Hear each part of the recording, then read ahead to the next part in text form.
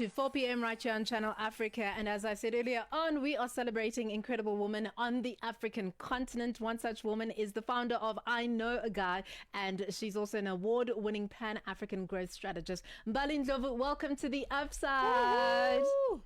Hello, how's everybody doing? We are sexy. so excited to be chatting to you, just because you've done some incredible work continentally as a connector, as a strategist. There's so much to unpack when it comes to your story. Absolutely. And the so muchness is also in the richness of a variety of different experiences that I've had that also had me find a place in tech. And I find that tech is the connector in all that I do across the different spectrums. So maybe chat to us as an introduction to who you are and what you've done, what the genesis of everything was in terms of I Know a Guy and also just your work as a strategist. The genesis of I Know a Guy and the story of Mbali is deeply rooted in community. I grew up in Soweto, which is a giant community, in a specific neighborhood, which was a community of its own, in a big family that was always expanding. And so community has always been at the core of everything that I am about and that I care for. I found on social media that I was able to connect with people, but not only connect people with each other. And from there, I was creating spaces where we had something in common, whether it's an operational goal or we are all fans of a specific type of sneaker, or we all like hiking or baking or entrepreneurship, which is the path that I chose because I'm passionate about empowerment. So that's pretty much where I Know a Guy came about. And truly at the time, I was trying to hook my friends up with the people who needed something, and I knew they knew someone, so that's where I left it. And then since they kind of grew organically into this thriving network, well into the hundreds of thousands of South Africans who connect over opportunities. And that was my origin story. It got me picked up by Facebook. I'd been to Silicon Valley, Wow. to the Facebook headquarters at the time. Big drama. I saw Mark Zuckerberg in his office. And it was really there that my tech career kind of had a name and a purpose. I've always been doing community as well and growth, but I never knew there was a language for it until I entered this world of tech, and I realized there are people like me and there are needs for people like me, both on the ground in the social community, but also in tech. But how did you cement your value within this industry? Because I think that's something we were discussing, off air, just to kind of say how, as a woman, as particularly a Black woman, I'm so glad you look like us, because this conversation is going to be so easy to have. But how do you cement your value? How do you establish, what your value is in the game? That is a tricky one. And I think for the most part, when you're starting out, it could be a bit of a journey. But at the core, and there's no more hardcore way to say it or more simple way to say it, but you really need to understand yourself in terms of boundaries. I remember working in an organization and it was a lady, an HR person treated me like their child. We were both Black, and we came into these cultural, spaces or dynamics where I was expected to behave in a certain type of way, but I also had to be like, as a woman, as myself, I'm actually this. So if you don't have that sense of self, you're going to enter rooms where you will always adjust according to the needs of the room around you. And that's not to say those people know any better. So that was one of the first lessons that I had to learn, which was, look, babe, everyone thinks you're fantastic. Everyone wants some of your time. You need to know what's important and what's not, and how to show up for yourself in that light. And carrying that, especially in spaces which are male overwhelmed or male dominated, that is something you would need to kind of have about you, because sometimes, I don't know if intentional or not, but sometimes we see people in categories, and someone might see you and just see a woman and, can you get me some tea? And they need to you need to be able to have a personal language that articulates who you are. Mbali, you spoke about going to Silicon Valley, but you've also done incredible work on the continent. Chat to us about some of the unique opportunities that you see across Africa in particular. Africa is insane. I always say that when it comes to technology, Africa is a giant startup, right? There are some people who understand what's going on, who are now what we'll consider ahead of the game. There are also people who are self-taught, young, and connecting in these communities where they can either learn from each other or figure out how to come together to solve a specific problem. I think, and particularly having joined the world of crypto, I've seen just what things can do, you know. A lot of people are starting up, are self-starters, especially, you know, here, even in South Africa, you see content creators, they're doing it from 0 to 100, right? And whatever it is, a makeup artist, we have such an ability to build and to create. And that is something that perpetually inspires me. And I always want to do more. And then the connector in me then wants to connect more people with each other. And yeah, so the continent is really, really massive. And specifically in tech, I think technology has been a great communication tool, but also we've been able to run projects from different parts of the continent, but together because we have things such as Zoom or whatever it is, you know, a PayPal to manage project fees across the continent. And yeah.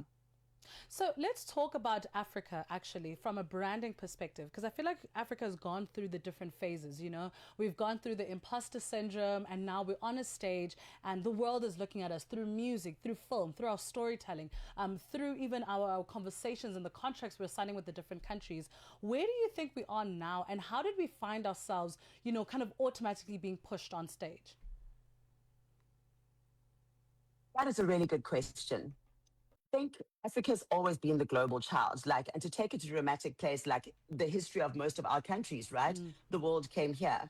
And we continue to inspire fashion, arts, music, etc., and even in the tech and medical space. We have a lot of Black South Africans in the medical space who are just pioneering medicine and biotechnology, who are creating these legacy technologies and treatments that for the rest of our lives and generations to follow will be impacted by. I think when it comes to Africa, you get sort of people who would say Africa is the future. And then people like me who are like, Africa's right now, you know. And I think that gap of finding one another is slowly closing. I think a lot of young people are coming forward and also using their own identity. You can see it in South African music, you know, where artists are coming in their traditional and they're rapping or singing or doing pop music in local, in whatever their languages, their vernacular, but it's a whole heritage. So I think the cultural currency is something to keep an eye on. I think tech is going to be a massive enabler of that. And I've made up my personal duty to connect the world of creativity and tech. So yeah. Keep an eye out for me.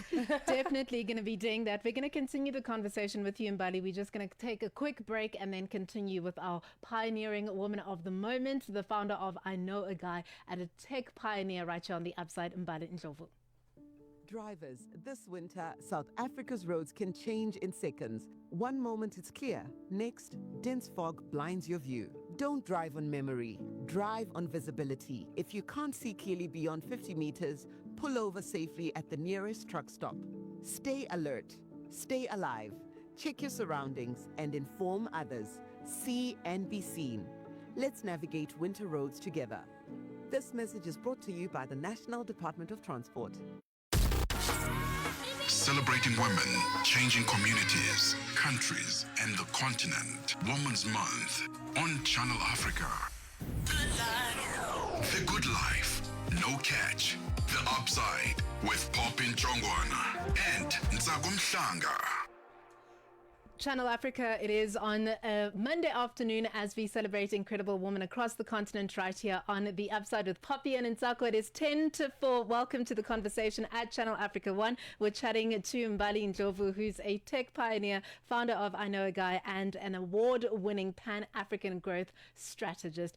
Mbali, I'm so huge on leadership, just because I think Nsako was speaking about how Africa is on the stage now, but so are Africa's women leaders. So maybe chat to us about what your experience has been in the tech space when it comes to women leading, and maybe what's also missing and what the challenges are. That is a very great question. I think leadership is such an important thing. A good leader is able to drive the ship to get us to come together as a connected collective to move forward. And in seeking leadership or people with leadership qualities that we can be motivated by, learn from, or work with, It's super important. I feel though with leadership, if I'm to search to seek support, I would want a variety of different types of leaders.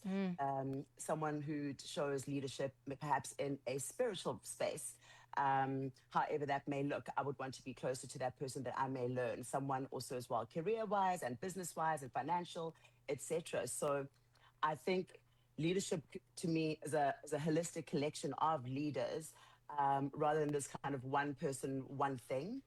And I think, especially if you are breaking into spaces in tech and otherwise, it's always good to have a variety of different people you can connect with to gain different perspectives and also to kind of have that fullness. I do have a particular leader in the crypto space who I do look up to. I don't know that she knows it, but her name is Yande Nombete. And she is operations, well, she's beyond all of these things that are in a job title. But what I really adored about her is she was one of the first women that I met in the space of crypto in South Africa who was doing what she does and the level that she is. And I don't know how to explain it because I don't even know what I expected. But she's just such a normal, phenomenal woman. I think because of the space that it's in, you can sometimes count the number of women in a room of these sort of gatherings, and women stand out in a certain type of way. Some of us will dress down or a little bit more masculine so we don't get that certain attention. But she's this beautiful flower with the brain on her. And she super inspired me to want to do that without having to become something in order to be a part of the industry. So let's talk about your constitutional recognition by Justice Albie Sachs, right? How has that also shaped your work? Considering, even when I think about the Constitution right now and our data and intellectual property laws and the fact that we are working towards establishing them, especially within the tech and crypto space, how has that kind of contributed, that recognition contributed to the way you also see your work within the tech space?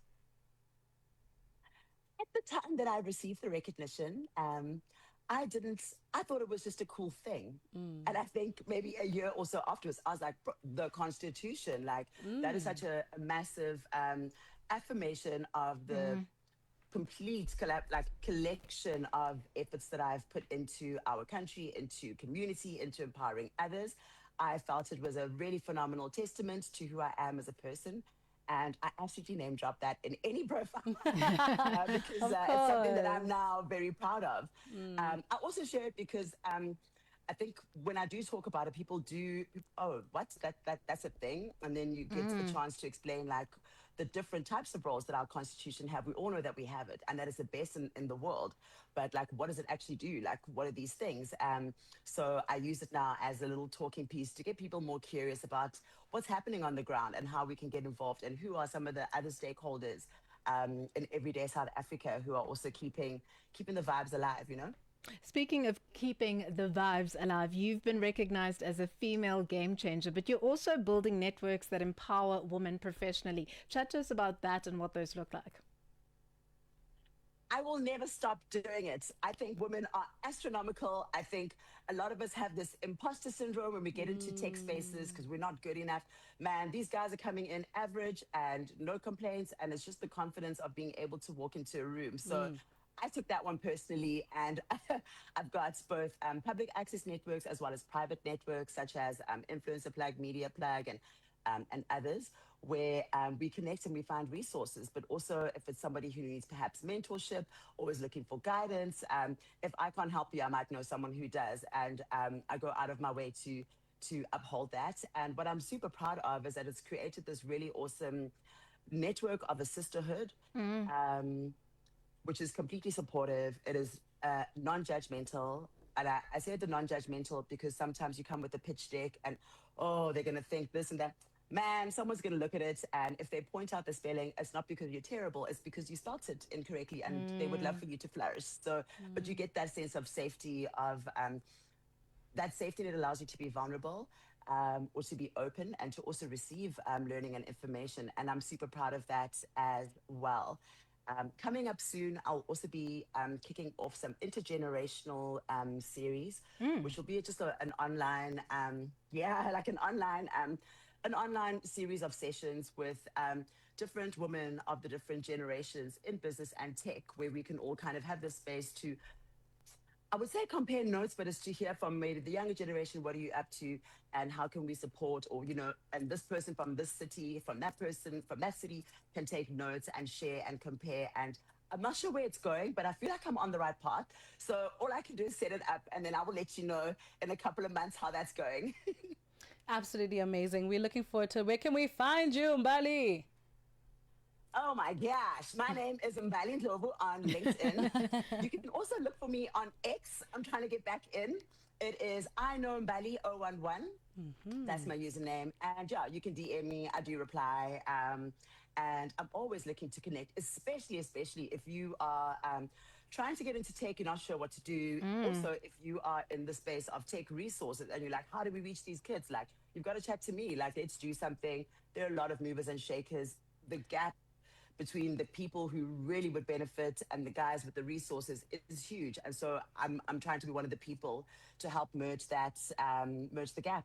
Such a powerhouse. So excited that we had the time to chat to you and unpack your story. Onwards and upwards. And thank you for making us proud, but for also inspiring us at the same time. Mbali Ndhlovu, right here on the upside, tech pioneer, a powerhouse, and of course, just such an incredible person doing amazing things, empowering young women across the board. What an incredible human. So glad we got to speak to her.